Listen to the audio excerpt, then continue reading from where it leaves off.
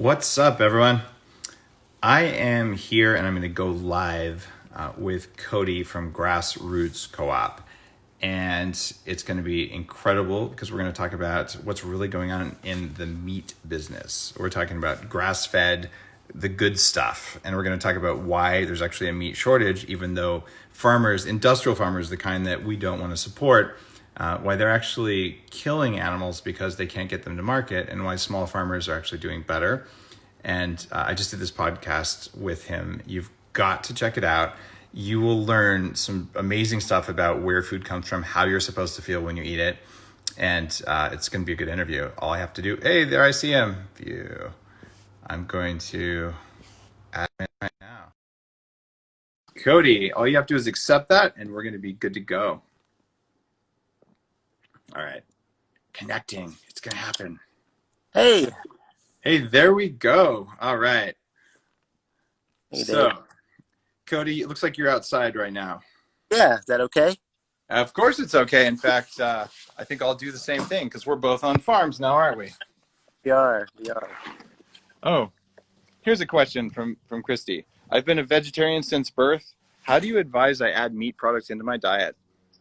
Wow, Christy, the fact you're even asking that question earns a lot of respect. That is amazing. And well, I don't know. Do you have some thoughts there? I mean, have you ever dealt with that?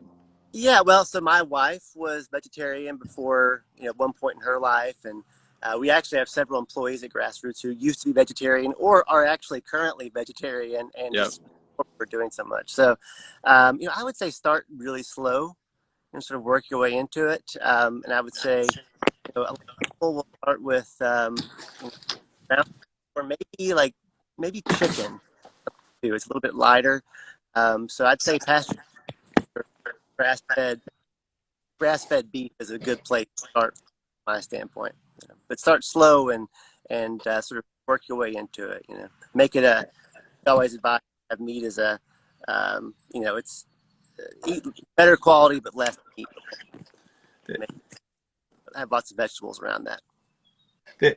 There's two sides to it. There's a health side, and then there's like a spiritual side. I've had friends from India who've one of them said, well, I'm vegetarian, but I can't eat eggs because they freak me out. And I'm like, but you're eating cake. And he goes, yeah, but I can't see the eggs, so it's okay, right? So it depends on whether there's an emotional side to this. And one thing is gratitude. So if you're going to have, a little, a bite of grass-fed steak, and I've had the honor of sitting there with dozens over the years, dozens of people who were vegans. I was a raw vegan for a while, or vegetarians who are saying, this is my first bite of steak in 20 years, in 30 years in my life. And every time, the next day, they reach out and go, oh my God, I slept so well. I feel grounded, like something happened. That was good for me. I didn't know I missed it.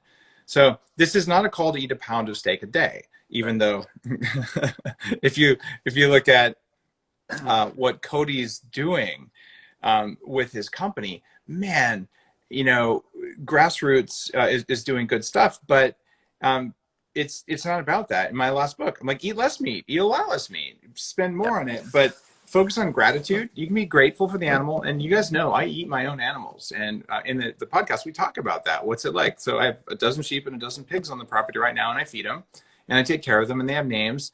And when they're butchered ethically without suffering. And so when you're sitting down, you can actually be grateful that animal restored the soil. That's not true if you eat industrial meat. And just have a bite. And if that's a little too much to start, try collagen. Yes, Bulletproof is the company that put collagen on the market, grass-fed collagen. You can put some of that in a smoothie. It won't even look like meat, but look at how your joints feel the next day. And I think that's okay. And how much meat? You can have meat once a week. You can have, an ounce or two every day or two. And just that, it's gonna charge your energy differently. So, Chris, that was a long answer, but Another thought on that before we move on is maybe start by going and visiting a regenerative farm. That's a good first way to sort of get a better understanding and more knowledge about how the farmers are raising it, and that might help this person make a better decision on that front. It's That's actually one of the best things you could do. And right now, Grassroots has something like 20, actually, we went up to 35 now farms. How many farms do you have now? We're closing in on 45 right now. So we have 45, okay. And so these are 45 small family farms, and it's a different world. So we have like another comment here from let's see, it looks like a yoga person, Ahimsa Home. You know, when can we stop killing precious animals who don't want to die for our taste buds? Okay, that would be industrial farming, and we can stop that today. Industrial farming is killing our soil, it's killing the planet, it's killing people, it's killing animals, and it's making them suffer. It's not okay. That's not what Cody does. That's not what I do. What we're doing is we're giving animals who wouldn't otherwise exist a life. They're part of an ecosystem. They eat the food they were meant to eat, right? And then are we doing it for our taste buds? Or are we doing it because our brains and our bodies require that to live? But the thing is, the planet requires farm animals to live. We killed all the buffalo, right? Yep. And they're part of the life cycle.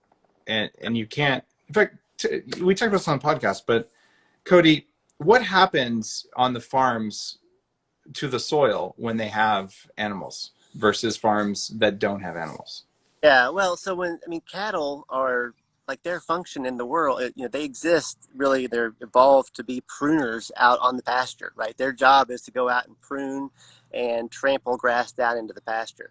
And you see historically some of the most productive and rich soils come from prairies where you have buffalo or different herbivores that are grazing and pruning this grass and then moving on to a new area and pruning that grass and then letting it regenerate. And so what that does is, at some point, grass gets to a mature state and it stops growing. And if you don't have those cattle come through and graze that, then it just sort of stalls out, and you don't get the development in the soil of the root systems and the litter going back to the soil. So the cattle really help create that symbiotic relationship between the grass and the soil, and help create more carbon in the soil. We're actually seeing here with our combination of chickens and pigs and cattle on pasture that we're actually improving the organic matter in the soil every single year more and more. And so that increases the soil's ability to hold nutrients, hold water, and also capture carbon. The carbon capture is something that a lot of people don't pay attention to, and they say, oh, meat is bad. Look, the scientists who do those papers, they say, oh, meat equals a cow in a box that ate corn and soy from destroyed prairie land. So every acre of corn and soy that's planted is a destroyed prairie, right? And that destroyed prairie means no bunnies, no turtles, no lizards, no grasshoppers, no ladybugs, no butterflies, and no diverse plant life, no diverse microbial life, no diverse fungal life, and no animal life. These are sterile. And you take that and then use all the water and all the tractors and all the chemicals and you put it into a cow. It is stupid, it's unsustainable, and it will end the world to that point.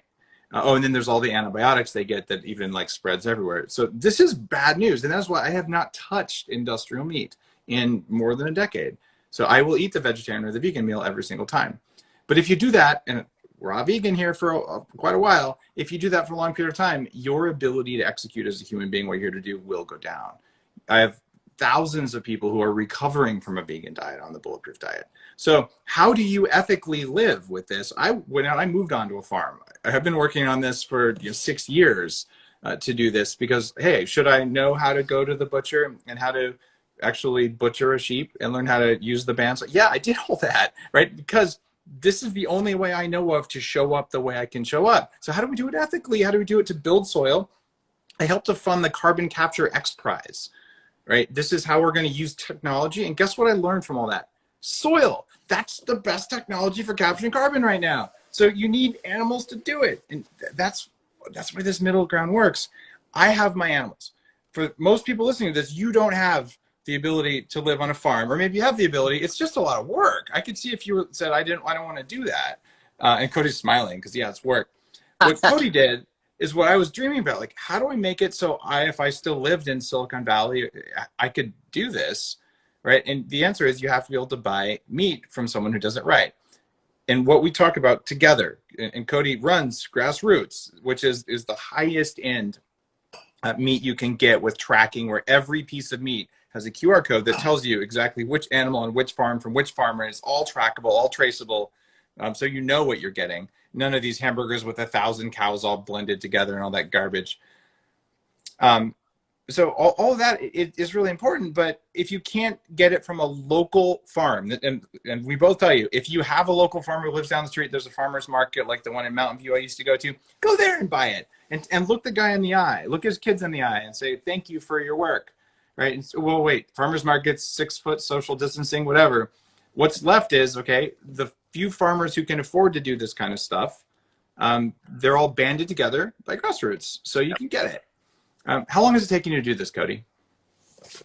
Gosh, we started in 2000, so it's been 13, 14 years now to get this up and going. So, and just as everybody knows, I didn't start out as a farmer. I grew up in rural Arkansas, but I'm a first generation farmer, and so and really inspired for a lot of benefits you can, just the health benefits. I had a thyroid issue. Me too. I think it helped put it in remission, which is amazing. I have we also environmental reasons, and then I grew up around farm. I'm in Tyson country here in Arkansas.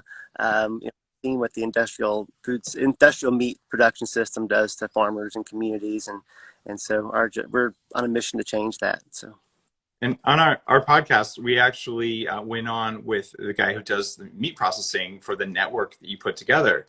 And what sucks, okay, Asprey Farms, okay, I have 24 animals, right? And some of them, we don't butcher them all every year and eat them. And yes, I'm sorry for vegans there. Yes, we eat the animals. They don't know that the end is coming. They have a beautiful, wonderful life. They eat the best possible food. They participate in the cycle of life. And then my children and I, and we know this, we eat them. Right. And we give thanks when we eat them, and we feel very good about that. And that's just how it is. Right. And if we didn't do that, my children would be weaker than they are. Okay. That is how it is. And if you don't like it, it's okay. I wish I could feed my kids gravel and sand and they would be as strong as they are, and I would do it, and I'd make them eat it too. But it doesn't work. Right. And so sorry. I see you laughing, Cody. Like you would do the same, I imagine. Right. Yeah. All right. I had a point that I was going to there, but I just got off on a rant around small family farms. You can't make money. 90% of small farmers have a day job. They actually work 8 hours a day, and then they come home and then they slop the pigs and they feed the animals, or they grow their stuff because they can't make ends meet right now. But by banding 45 of them together, putting the processes in place, now the amount of work that I had to do to make sure that my own animals were going to be butchered properly, because I live in Canada, I can't just join with grassroots. If I lived in the US, I would. So you're handling the meat processing, you're handling the shipping, the stuff that's hard to do if you're actually running a farm. So now all of a sudden there's a sustainable, scalable way to help small farmers band together, so people know what they're getting, who buy, and you don't have to spend all your time marketing as a farmer. Because if you're a farmer, it's like being a doctor. Like, doctors suck at marketing. If you're one of my many doctor friends who's on here, I love you. And maybe you're good at marketing, but you're a rare breed most of the time. You know why? It's because you're in healer mode all the time, right? And if you're a farmer, a rancher, you know what you're in? You're in animal and land and earth mode all the time. And Cody, you know what I'm saying? Oh yeah, absolutely. Like the farmers, they're not thinking about like how many followers did I have and what's my CAC. In fact, they say, "Cock, I got a cock over there," and he wakes me up at 5 a.m, right? It's not the same world.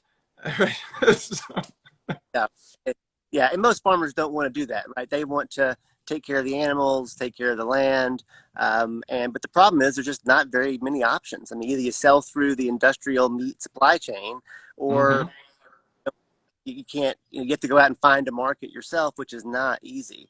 And no, it's not. Processing front, we're seeing that right now during COVID.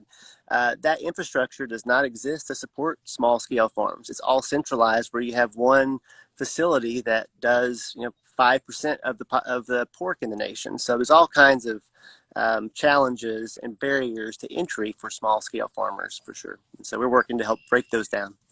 We'll break those down. And the large meat producers, man, what they're doing is they're requiring, usually by law, they're trying to make even small farmers do what big farmers do, which is oftentimes cruel and inhumane. And then they require you ship the animals hundreds of miles to these giant industrial machine places, and you can't even get your animals back, right? I get my animals back. Each one's marked with which animal it was. So I could say, you know what, that pig that was a little bit smaller than the others, it was better bacon or worse bacon? Like, what happened? Was that breed better? The one that was more robust and all that. But I'm seeing a comment here from Wellness Jovi. She says, we haven't bought meat from a store since we started buying from Grassroots in January. We're obsessed. Thank you. And ground beef starts at what, about $9 a pound? 75 a pound. Yeah. How much? Yeah. 9.75. 9.75. Okay. So if you guys are saying this is really expensive, look, crappy industrial ground meat is going to run about $3, $4, $5 a pound, something like that, depending on where you buy it, what volume. Eat half as much, pay twice as much. Know that the animal was well treated. You're eating one animal, not hundreds. Know that you're supporting a family farm, and the type of fat that you're getting in the meat is the kind that's compatible with you. And like, the math is very clear. If you were to eat even 2 to 4 ounces of meat a day, that's about what you need, but get the fattiest cuts you can get. Because the fat's good, and it doesn't just taste good. The fat is because that's where the nutrients are. In fact, it's more important than the muscle. You know, it's almost like eating salmon, really. I mean, the omega-3 ratio. Our pork and beef and chicken tested, and the omega-3 ratios for the pork, it was 10 times higher than what you would get in the grocery store, and so I think the chicken was 4 or 5 times more. The beef was 3 or 4 times, or actually like 7 times more than conventional. So just there's a lot more. It's not just what you eat. We say anyway. It's not just what you eat, but what you eat eats. So it's exactly right. And same is true for your plants. You know, if your plants ate chemicals and sewage spread out, it's going to be a different result than if they ate animal poop from animals that didn't have antibiotics. And Robert's asking a question: is it really a benefit to eat meat at an older age if you're vegetarian? Heavily government subsidized, hard to get, hard to digest. Do you have any data on that? I mean, I could answer that real quick if you want, but yeah, I don't have any data on that. Yeah, you're more on the farming, like how do you treat the animals right side of things. So Robert, I'll tell you, sarcopenia is a major issue. It's one of the seven pillars of aging that I wrote about in my most recent anti-aging book. So yeah, in fact, your protein needs go up when you're over 60. So there is a benefit. Collagen is going to help your joints immensely. So even if you do some bone broth or a little bit of collagen, or the connective tissues, I mean, ribs have lots of connective tissue, and man, they're really good. But you don't need a ton of it. But you're going to find that those things, that's more like the salmon type of fatty acid profile, which is amazing. You get that from beef. The fat's almost a yellowish color. It's a very different feel when you eat it. And you'll find that the benefit there, that you see it in your muscles, and you see it in your joints, especially knees and hips and things like that. All right, here's Dr. Sandy Zaya says, same gratitude should be expended when eating plants. I think that's true, except okra. Okra's gross. You shouldn't be grateful if you have to eat okra. You should just be angry. Okay, and kale, like, screw you, kale. All right, just kidding. All right. What is your favorite kind of meat, Cody? I mean, you have the exposure through Grassroots. You can get, the best chicken, the best everything, but what favorite cut, favorite kind of meat? If you could have one more meal, what would you do with that? That's probably a ribeye, or actually really good brisket. I love. You're a brisket guy.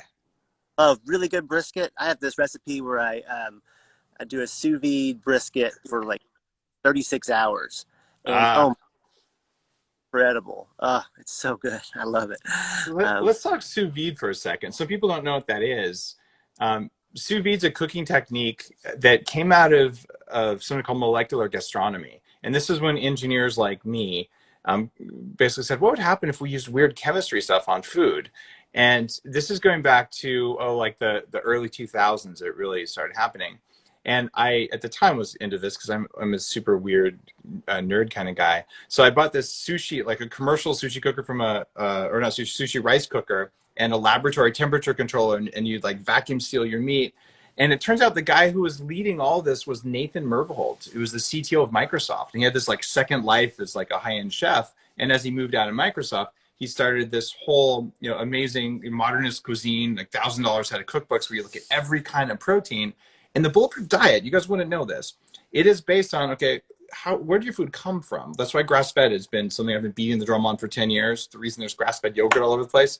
I did a lot of that messaging, grass-fed, grass-fed, grass-fed, because it matters so much for you and for the planet. But then if you take your grass-fed amazing brisket and instead of slow sous videing it with this controlled temperature, dipped in a water bath or you're treating it gently, you just fry the crap out of it. What you end up with is an inflammatory meal, right? So controlling the cooking of your food is the second step. So what did your food eat? How was the food treated, right? And food could be an animal, could be a vegetable. It doesn't really matter. How was it treated, right? The Buddhists, the Tibetans will tell you, how the vegetables are treated matters too. How is it prepared? So what you're saying is you take the best meat you can get and then you prepare it in a gentle, proper way. Of course you would, Cody. We didn't talk about this on the podcast. All right, so you sous vide it for 36 hours. What do you put in the bag with it? I put it just salt and pepper and a little bit of liquid smoke, just a little bit. And oh my God, incredible. I mean, it's just, and the fattier the piece of brisket, the better for me anyway. And so that's probably, if I have one meal right now, that'd be it. Followed closely by, I think we recently started doing some brown chicken sausages, and our family's been eating that like a couple nights a week for dinner. So those two things. I love it. Can I share some knowledge with you and our listeners about liquid smoke? Oh yeah, sure. Uh-oh. I dug in on this when I was writing the Bulletproof Diet Cookbook, right? So you can, when you capture smoke, okay, you burn some wood and you capture it. Now, most of the time, liquid smoke captures particles that you don't want from the smoke, because some smoke compounds are bad for you and some are good for you. So the fat soluble compounds cause aging, and the flavorful compounds that are purely water-based work. So some kinds of liquid smoke that only use water to capture it are fine, and the ones that use an oil substrate to do it aren't fine. But what's always safe is if you actually take a heavily smoked salt, where only the good stuff sticks to the salt.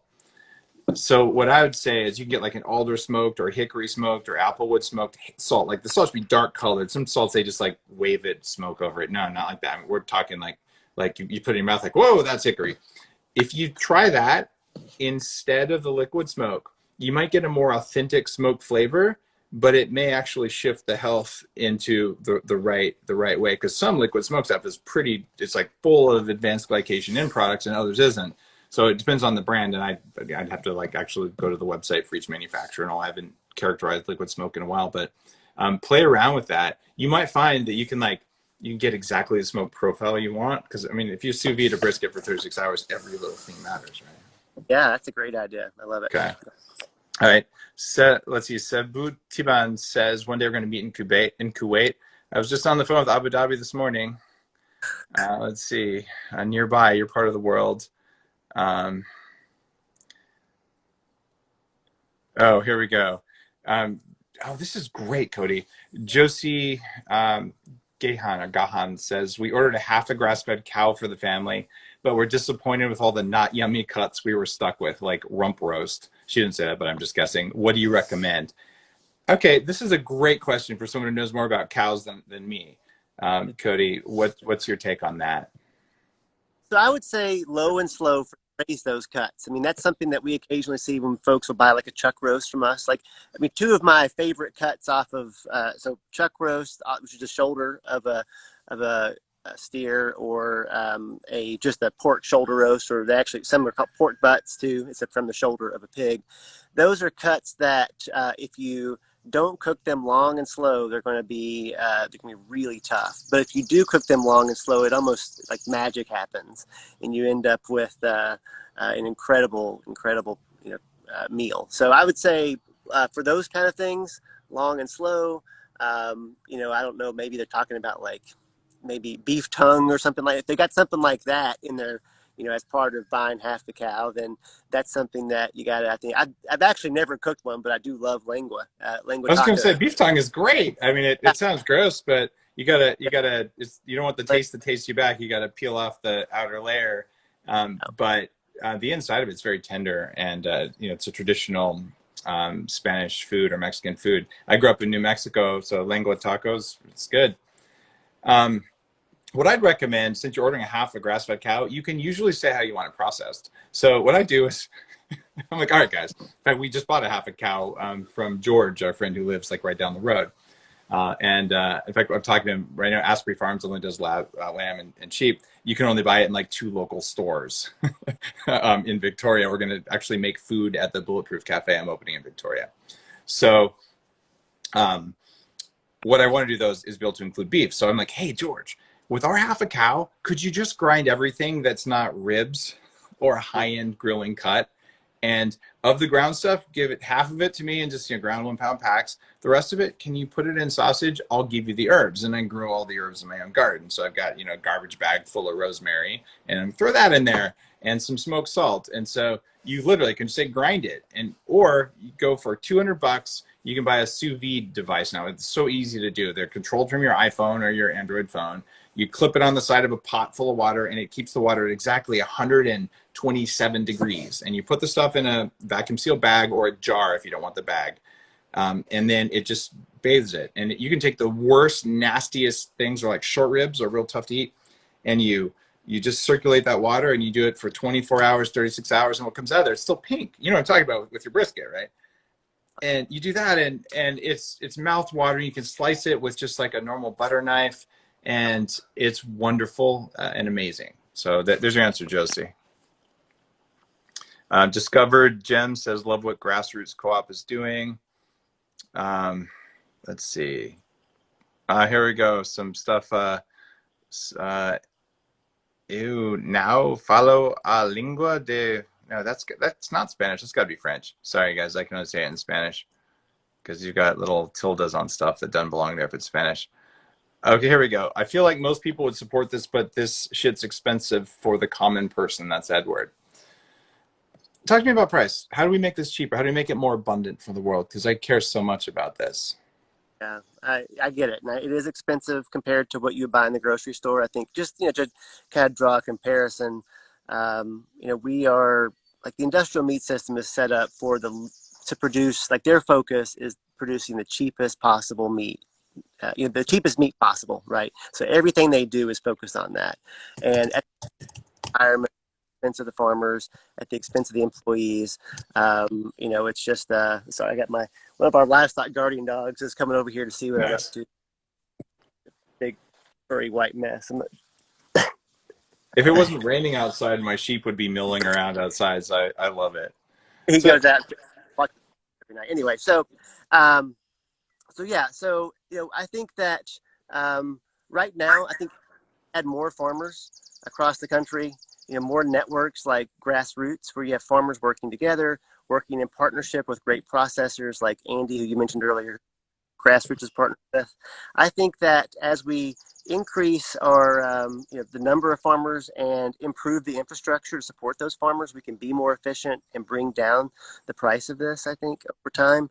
But I also think that one of the realities here is that it's going to always be more expensive because of the commitment to paying a farmer a fair wage, paying processing employees a fair wage, and making sure that we're not degrading the environment.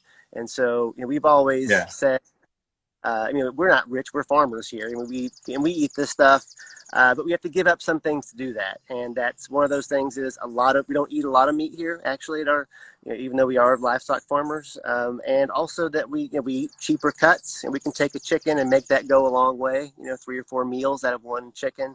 So part of it's the cuts you buy and the way you cook it. And then part of it, I think, is just prioritizing this over other things. I mean, if you look at a Snickers bar per pound, it's over $10 a pound. And so it's, a lot of it's about priorities too. And so It also, it's expensive over what time frame? Because when you include the cost for diabetes medication, cancer, heart disease, Alzheimer's, and dying with tubes in places you don't want it, that piece of industrial meat wasn't actually very cheap. Like, I'm sorry, you should eat vegetarian before you eat industrial meat. Like your job as a human being who wants to live a long time and feel really good, never put industrial meat in your mouth again. I don't care if it tastes good, and I don't care if you're hungry. Yeah. Right? Eat rice before you eat industrial meat. and rice is cheaper than industrial meat, and you will be healthier if you do that. It's just like that. So it's the mindset that says it's cheap. No, it's not cheap. It's destructive. It's destructive for your biology, and it's destructive for the biology around you, which is also destructive for your biology. So that's how it is. So it is the only meat on the planet that you can eat safely. And when you have that mindset, like, oh, I'll eat a third as much, and then it's not expensive. And you fill the rest of it in with, guess what? Grass-fed butter, which supports the soil as well. It's $3 a pound, and it's full of calories, and it fills you up. Like it's doable, right? And you get some frozen veggies as best you can for the rest, or buy some farmers markets, or there's a lot of times where you can grow a surprising amount of veggies, on your back deck, and things like that. So I'm going to encourage you to just reassess how expensive industrial meat is. It's cheap right now, and it's not a good deal long term. Yeah, I mean, On that, it just referred to cheap meat has been slowly killing us. Now it's actually killing with the going on in these processing. Yep. There's a cost. There is a cost to it. Now, Cody, I'm going to sign off now because I've got another call. I know you've got some farm chores to do. Just want to encourage, if you're listening to this, look, Grassroots lets you look at every little detail on every piece of meat that you order is like that. The flavor is different. You feel different after you eat it, and this is what I want you to try. If you've never had good quality grass-fed meat, when you're done eating it, there is a food high that is not from MSG or sugar or anything like that. You actually, it's like a vibration that comes through you. It's what powers me. It's what powers my family. No, it's not all that I eat. I eat a moderate to low amount of it, but it's important. And it's important that you support the soil and farmers and the planet. And if $9.75 a pound for hamburger is a lot, and it is, have a smaller hamburger, and you're still going to like how you feel. It's worth it. So try it. Cody, thanks for your work in the world. I wish you to have 100 small farmers in your network as soon as possible for Grassroots. All right. Thanks a lot, Dave. Have a good day. Bye, everyone.